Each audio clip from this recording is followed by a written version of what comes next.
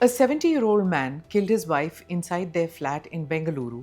He told the police he feared there would be no one to take care of her after his death. He said they had no close relatives nearby. Their only daughter lived in New Jersey in the United States.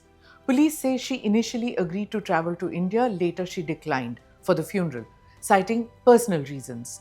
Yet this tragedy points to something deeper, a quiet crisis in urban India, the fear of aging alone.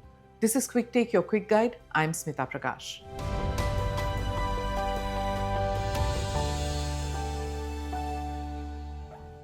India today has over 156 million citizens above the age of 60. That is already the second largest elderly population in the world. By 2050, this number is expected to be more than double. It could reach nearly 346 million. That means 1 in every 5 Indians will be elderly, nearly 20% of our population. This is not a distant future, it's unfolding right now. In cities, families are smaller. Children move abroad or to another city for work. Nuclear households are the norm. According to Longitudinal Aging Study of India, nearly 27% of urban elderly live alone or only with their spouse. Many have no daily support system. Healthcare access is uneven. Social security coverage is limited. And emotional health often goes unspoken. A new market is rising, the senior living industry. Across India, more than 20,000 senior living units have been developed in the past decade, way less than is needed. Southern India alone accounts for 60% of this market. Cities like Gurugram, Hyderabad, Bengaluru, and Chennai are seeing rapid growth. Market penetration is still just 1.3%. In countries like the United States and Australia, it's over 6%. By 2030, India's senior living housing sector could grow over 300%. Industry estimates suggest it may touch nearly 7.7 billion US dollars.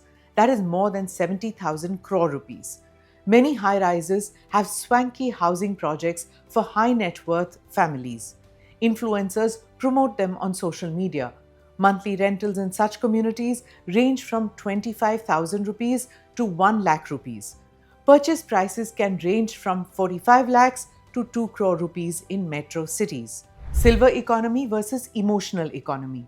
These are not traditional old age homes. They promise independence, community living, medical access, safety, and dignity. But there's still a massive demand for mid-priced housing for the elderly. With the near complete breakdown of the joint family system in urban households, the brutal truth is that in the evening of their lives, senior citizens are left with little savings and no housing options. Retirement plan had been to live with one of their children. That is no longer an option. So it's time to rethink retirement goals, including senior living in your planning. India is aging faster than we realize. The Bengaluru tragedy, which I mentioned in the beginning, is not just a crime story, it's a warning. Aging is inevitable. Isolation should not be.